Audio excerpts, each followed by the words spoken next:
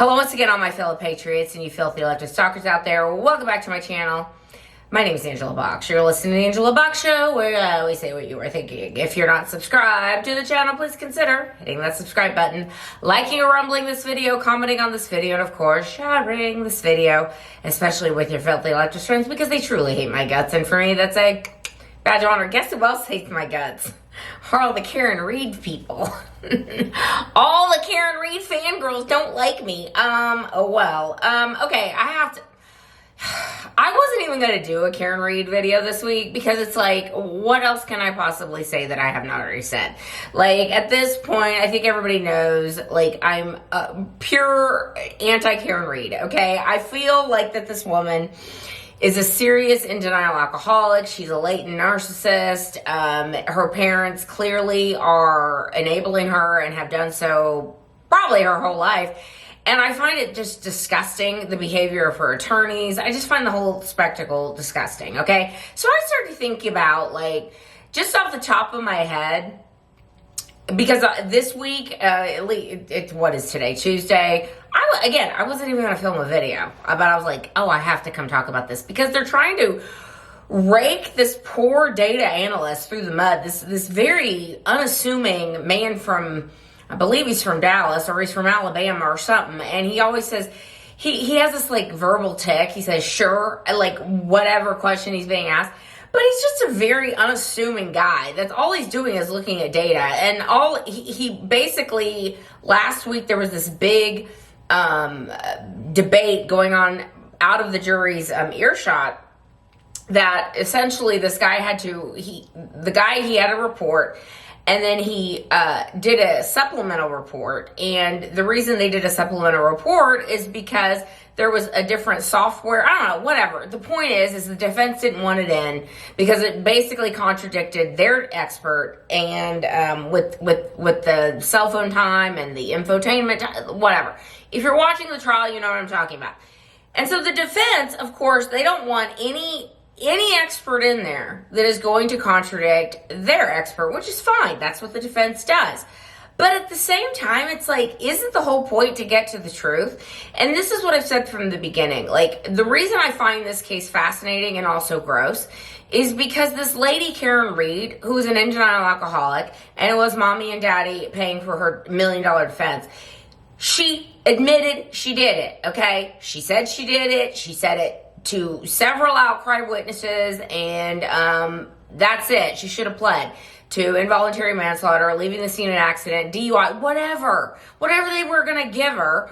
Let her plead to it and go on with her life, and don't drag these people through the mud. But yet here we are. So off the top of my head, I was thinking of all the people that are in on it. They're in on it, man. They're out to frame the beautiful and alluring Karen Reed. Like, people are just super jealous of her, as I've said. Like, they're just like, in this tiny town of Canton, Ohio, like, they've all gotten together, and they are, like, out to frame this lady. So I put together a list of all the people that are in on framing Karen Reed. And I'm just going to read it to you, okay? And if you're watching the trial, you'll know what I'm talking about. Okay, number one, Michael Proctor. Oh, Michael Proctor, the guy they're making the Mark Furman of the OJ's Mark Furman. They're trying to say that this one trooper Proctor, former trooper Proctor, because he called Karen Reed retarded and didn't like her attorneys and is no longer a trooper for unrelated reasons, that we're supposed to think this guy, he was the, he's the brains behind the operation of the frame-up. Anyway, okay, let me continue. Trooper Yuri Buchanan, the Sallyport camera. One of Karen Reed's defenses is like, oh, look, and the place where they brought her Lexus SUV, it was, the camera was inverted, and therefore, oh, look, someone's behind there planting evidence. Dumb. And they were like, no, that camera's always inverted. But nice try. Let me continue. Chloe the dog. This is one of the most annoying things to me. And I will admit I will give the defense this one thing, okay?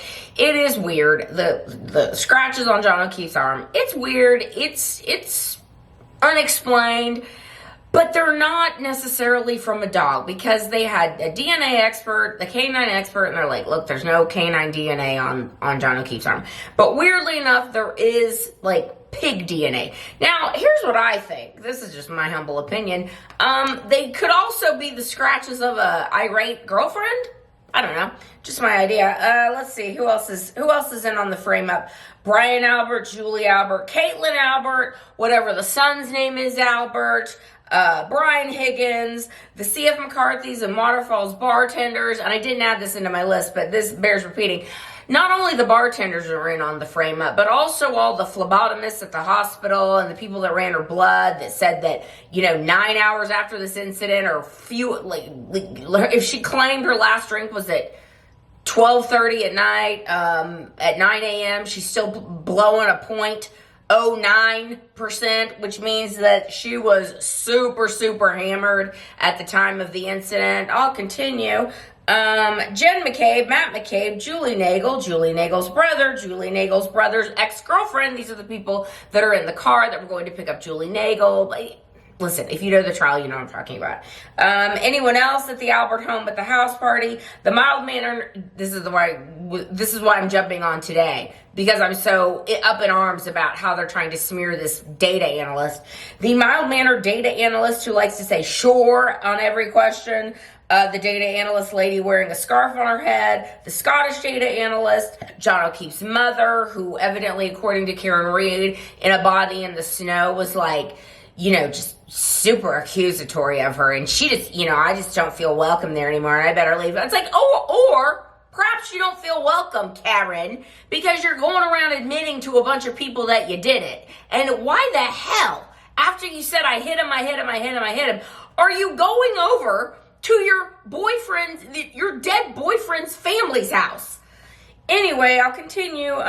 John O'Keefe's mother, John O'Keefe's cell phone, the broken taillight on Karen's Lexus. Oh, that's a big thing, guys. They're saying, the broken taillight proves that former Proctor, Michael Proctor, was framing Karen Reed. He went and got the taillight from Karen Reed's car and somehow planted it all around the scene. Let me continue. The broken taillight on Karen's Lexus. I said that. Karen's Lexus Infotainment Center. Yes. Karen's Lexus Infotainment Center is also in on the frame up. The Canton Chief of Police, the Massachusetts State Police, the entire Massachusetts State Police. John O'Keefe's hair, which was stuck underneath Karen's broken taillight, where it was stuck. Keep in mind, okay, they found a hair, all right, and this is one of the defenses and one of Karen's little fangirls, one of their biggest bones of contention. How did a piece of hair make it all the way in a snowstorm, or in going 20 miles an hour, 30 minutes away? Like, how did this one little piece of hair end up staying on her taillight? I have an idea as to how. Because it was underneath a bunch of snow, and the snow hadn't melted? Could it possibly be that was stuck on the broken taillight? Okay, let me continue. The entire Commonwealth District Attorney's Office and all first responders. I mean, basically, they're all in on it, okay? It could not possibly be that Karen Reed is an in-denial alcoholic who doesn't want to deal with her issues, and probably is an obvious, if you've seen a body in the snow, you know what I'm saying next is true.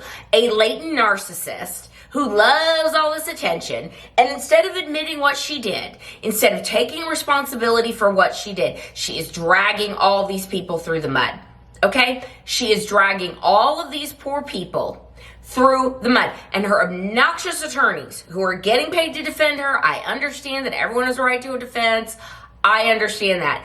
But in my mind, your right to a defense kind of begins and ends with you admitting you did the crime, okay? Your attorneys should be there to try and get you the best sentence possible at that point.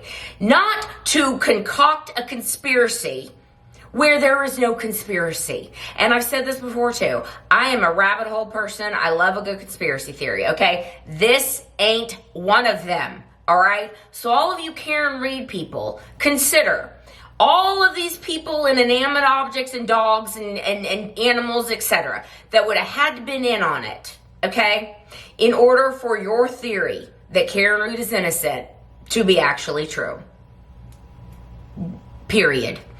Anyway, it's week 4 of the trial. I don't know how much longer this thing is going to go. I don't know if I'm going to do one every week or not, but I had to get on today because this is just pissing me off extra today. Michael Alisi, her attorney with the boot polish in his hair, and you know what I said about a man with boot polish in his hair.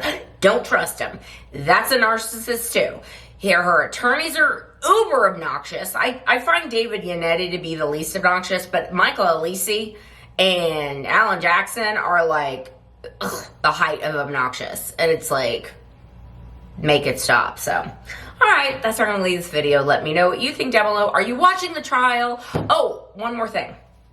There is a YouTuber named Annie Elise who I normally like. I think she does pretty good work, but man, she's got some.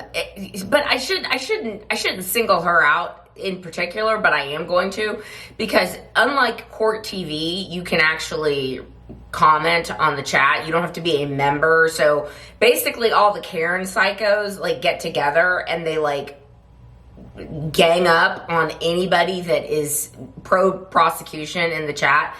And, like, evidently this Annie Elise person likes to censor people who aren't just, like, complete Karen stans. And it's like, that's pathetic. Like, I was going to your channel to, like, you know, admittedly kind of goose the pro-Karen people. But at the same time, it's like, why are you censoring me? Why are you not allowing me to comment in the live chat anymore? Like, it's so stupid. Like, anyway, they don't like to be pushed back on, you guys, kind of like Democrats. All right, that's where I'm going to leave this video. Let me know what you think down below, and I will see you in the next one. That will be done. Bye.